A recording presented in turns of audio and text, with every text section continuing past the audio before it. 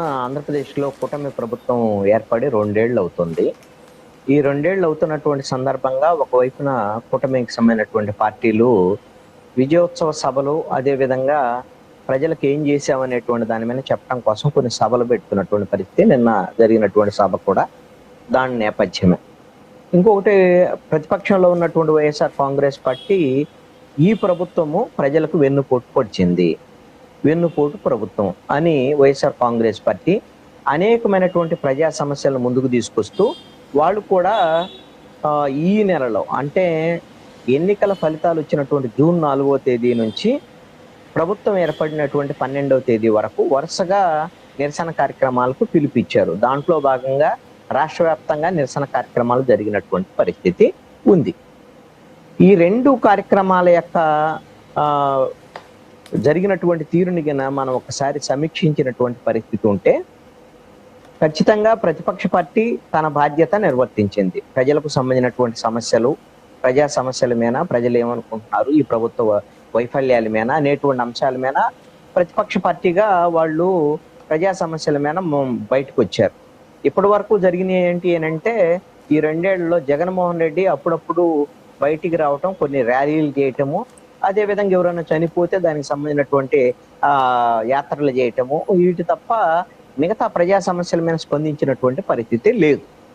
ఇప్పుడు ఎట్టకేలకు 2 ఏళ్ల తర్వాత ఈ ప్రభుత్వ వైఫల్యాల మీద వైఎస్ఆర్ కాంగ్రెస్ పార్టీ ప్రతిపక్ష పాత్ర పోషిస్తూ బయటకు వచ్చి నిరసన కార్యక్రమాలకి పిలుపుచ్చింది. ఈ నిరసన కార్యక్రమాలు కూడా దాదాపుగా రాష్ట్ర వ్యాప్తంగా అన్ని చోట్ల జరిగాయి.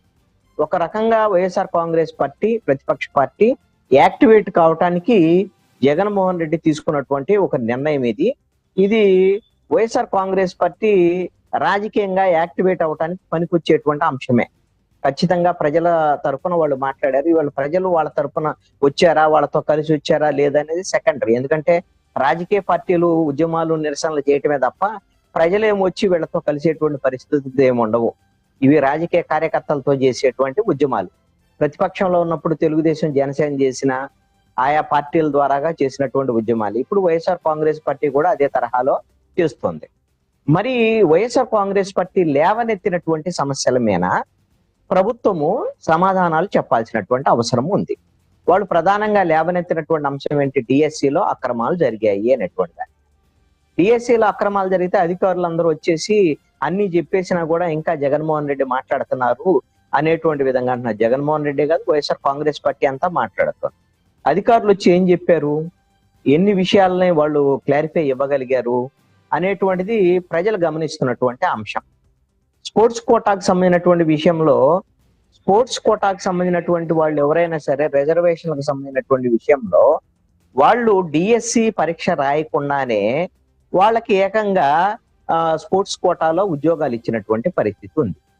ఇది ఎందుకు ఇలా జరిగింది? వాళ్ళని ఏమన్నా పీఈటీలుగా మాత్రమే నియమించారా అంటే కానే కాదు. వాళ్ళని స్పోర్ట్స్ కోటాలో ఆయా కాలేజీలు, స్కూళ్ళు, కొన్ని అసోసియేషన్ నుంచి వచ్చినటువంటి సర్టిఫికెట్లు తీసుకొని వాళ్ళని మ్యాథ్స్ టీచర్స్ గాను, సైన్స్ టీచర్లు గాను, ఇంగ్లీష్ టీచర్లుగా ఈ విధంగా నియమించినటువంటి పరిస్థితులు ఉన్నాయి.